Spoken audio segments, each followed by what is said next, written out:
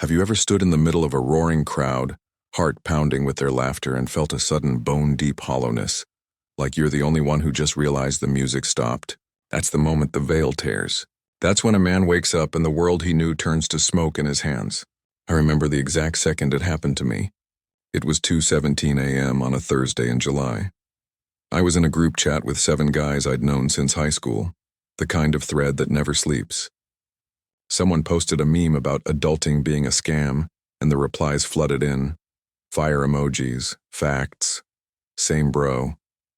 My thumb hovered over the screen, muscle memory ready to drop my own tired punchline.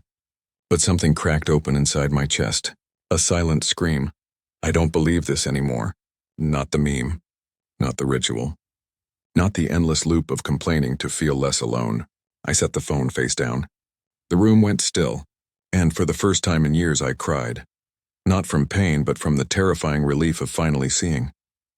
When a man starts to wake up, he doesn't storm out of the room. He doesn't flip tables or burn contact lists. He just stops lying. The small lies, the polite ones, the ones that keep the machine running. Yeah, man, killer story. Totally, she's the worst. I'm good, just busy. He stops feeding the beast. And the moment he does, the beast notices. At first, it's subtle. A pause in the conversation where his laugh used to be. A text left on read because he no longer feels the urge to perform availability. I felt it the night I skipped Jake's birthday drinks. Not out of anger. I love Jake. But because the thought of 4 hours of where you at in life small talk made my skin crawl. I sent a heartfelt message instead. Can't make it tonight, but I'm thinking of you. Let's grab coffee soon, just us. He replied with a thumbs up. 2 weeks later, he stopped inviting me. Not malice, just drift. The kind that happens when one person stops oiling the gears. People don't leave because you hurt them. They leave because you stop reflecting them. I saw it in Sarah's eyes at the grocery store last month.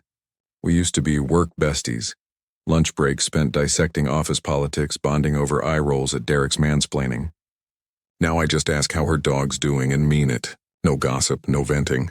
She shifted her basket, smiled tightly, and said, "You've changed." Translation: You no longer make me feel justified in my resentment. The grief is real. God, it's real. I still flinch when I scroll past old photos. Beach trips, New Year's Eve, inside jokes frozen in time. I mourn the version of me who fit. The one who could weaponize charm to belong anywhere. That guy was fun. He was loved. But he was starving. Every "you're hilarious" was a breadcrumb, and he was crawling for more. Now I stand upright, and the room feels colder. Solitude isn't what they think. It's not empty chairs or silent phones. It's the moment you sit on your couch at 9 p.m. with no plans, no podcast, no doom scrolling. And you don't panic. I did it last week, just sat. Watched the light fade from gold to indigo through the window. My mind tried to run. Text someone, check the score, plan tomorrow, but I stayed. And in that stillness I met myself. Not the curated self.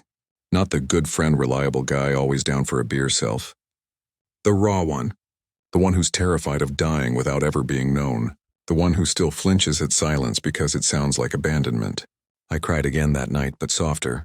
Like exhaling smoke after holding it in for decades. People misread the calm. You okay? They ask, eyes darting like I'm a bomb. They want the old script. Yeah, just stressed LOL. Instead I say, I'm good. Really good, actually. And I mean it. That terrifies them. Because if I don't need their noise, what does that say about theirs? I used to think connection meant constant contact. Answering texts within minutes. Showing up even when I wanted to hide. Performing interest like a circus act. Now I know. Real connection is rare because it requires 2 people willing to drop the act. I met one once. His name was Eli. We were at a coffee shop, both staring into our laptops like islands. He looked up, caught me people watching, and said, "They're all performing, aren't they?" Just like that. No preamble. My heart stopped. We talked for 3 hours. No resumes, no status flexing, no what do you do dance. Just truth. When we parted, he said, "See you when we see each other." No numbers exchanged. No pressure. That was 6 months ago. I still smile when I think of him. That's connection. Not the 47 mutual friends on Instagram kind. The world keeps spinning its illusions. Monday morning meetings where everyone nods at buzzwords they don't understand.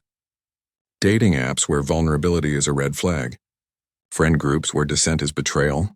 I see it all now, like watching a play from the rafters. I don't hate the actors. I was one. I just can't sit in the audience anymore pretending the script is real. Some nights the ache returns. Not for the crowd, for the one. The person who's also awake at 3 a.m. staring at the ceiling, wondering if anyone else sees the strings. I don't chase it. I don't swipe or small talk or perform openness to lure them in. I just live. Honestly. Fully. And I trust that if they exist, our paths will cross without force. I walk the dog at dawn now. The streets are quiet, the air sharp with autumn. I nod at the old man watering his roses. We don't speak, but we see each other. That's enough. I cook dinner for one and savor every bite. I read books that wreck me and let the tears fall onto the pages. I write in a journal no one will ever read. I am not lonely. I am occupied by the vastness of my own becoming. This is the secret they don't tell you. The more you need nothing from the world, the more it gives. Not crowds, not applause, but moments, pure, unscripted. The barista who remembers I like oat milk. The stranger who holds the door and our eyes lock in wordless understanding.